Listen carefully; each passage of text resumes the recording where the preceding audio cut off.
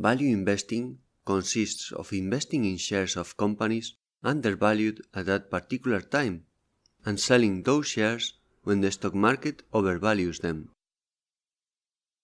Shares change their price considerably depending on the situation of a company, the state of the economy, and many other factors, definitely including the emotional state of millions of investors that make up the stock market.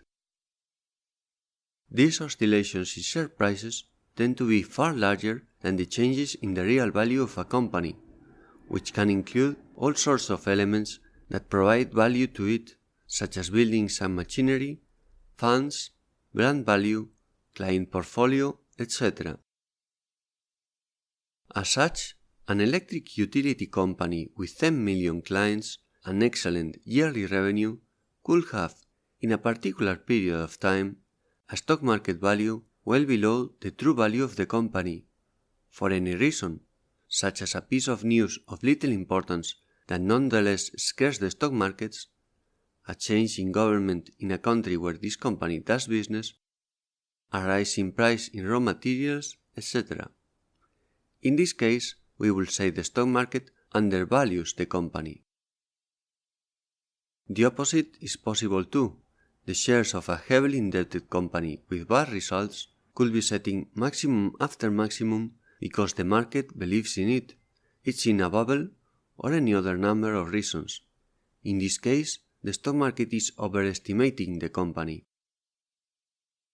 As stocks and indexes tend to draw cycles, many companies switch from undervalued to overvalued time to time, in cycles that can last years, months, and in some extreme cases, even smaller periods. Value investing consists of buying good companies when they are undervalued by the stock market, keeping them in the portfolio for some time, which could last years, and selling them when they are overvalued, obtaining considerable profit margins between the low buying prices and high selling prices. This is a conservative and long-term investment model, which requires an enormous amount of study of the companies we invest in, but in which renowned investors such as Warren Buffett, Francisco García Paramés, and others obtain extremely high profit margins.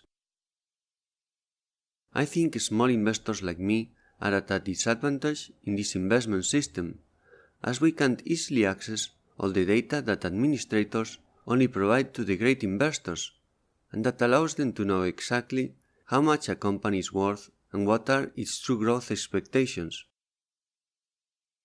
The only thing I think I can do as a small investor is trusting in large and solid companies with consistent profits, trying to buy them when they are below what I consider is true price, and keeping an eye to news of what key investors do with their funds and portfolios. As I have less information than them, I assume that many times I will make mistakes setting buying and selling prices, or I will buy companies that are having a hard time. But I think that if I buy companies sufficiently solid and well administered at reasonable prices, in the long term I will be able to obtain considerable profits with value investing even at my level. If you enjoyed the video, we invite you to subscribe and give us a like, as it helps us reach more people. Brothers, best of luck in your investments.